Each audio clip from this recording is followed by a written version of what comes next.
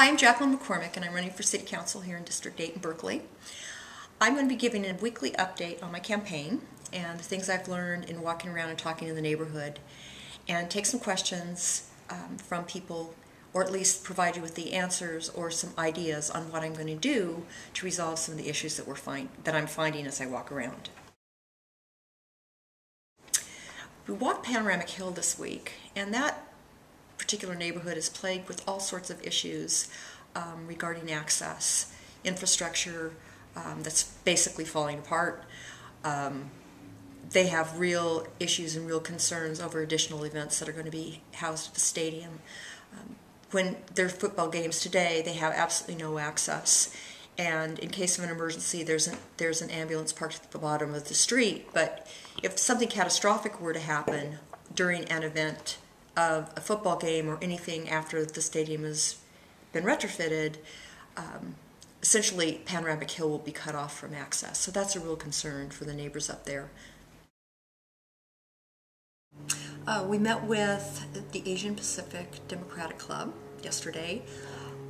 It was a very good meeting, some very stimulating questions,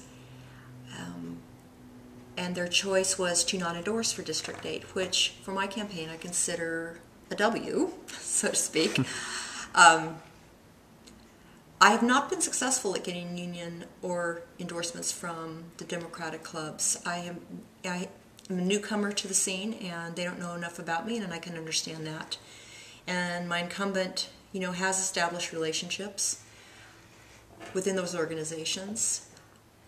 But I'm thinking that that's going to benefit us as a community, because I'm not going to be beholden to any of those organizations. I'm not going to have made promises I'm going to feel like I need to keep. So during this turbulent economic time when we're going to have to make some really tough decisions, I think it's going to benefit the City Council when I'm elected that I did not get any of these endorsements. And to follow up on that, I believe that I have the most important endorsements within this district, and those are all of the current or immediate past presidents of all of our neighborhood associations, including SENA, Dwight Hillside, and Panoramic Hill. A few things. First of all, many constituents don't believe that they're being appropriately represented by the current council member. Secondly, there's a big concern over budget issues. In particular, in 2012, the city is on a path not to be able to fund its city retirement plans, which will essentially bankrupt the city at that point in time. In addition, property owners, small businesses continue to be plagued with additional rising taxes, which makes Berkeley essentially the highest property tax city in all the state of California. In some instances, it's over 2.2%, and that has to change. There has been a movement to have an independent auditor come in and take a look at the budget, the city's budget, and that has been thwarted at every turn.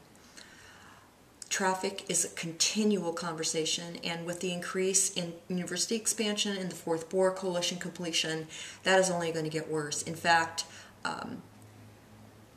the EIR that was done by the Fourth Boer states that we're going to have an increase of 45% on the Tunnel Ashby corridor once that project has been completed, and the city has proposed no concrete alternative transportation plans or concrete mitigation for not just this corridor, but for the citywide. Mm-hmm.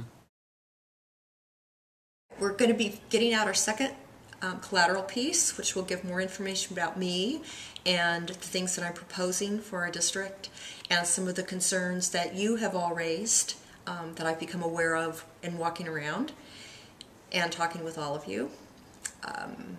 We're preparing for the Claremont-Elmwood Neighborhood Association Candidates Night, which, by the way, is next Monday, the 27th at 7 o'clock at St. John's Church, which is on the corner of Garber and College. It's between Garber and Forest on College. So I would look forward to all of you attending, because that will be a good opportunity to see the contrast between my opponent and myself. So thanks for listening this week.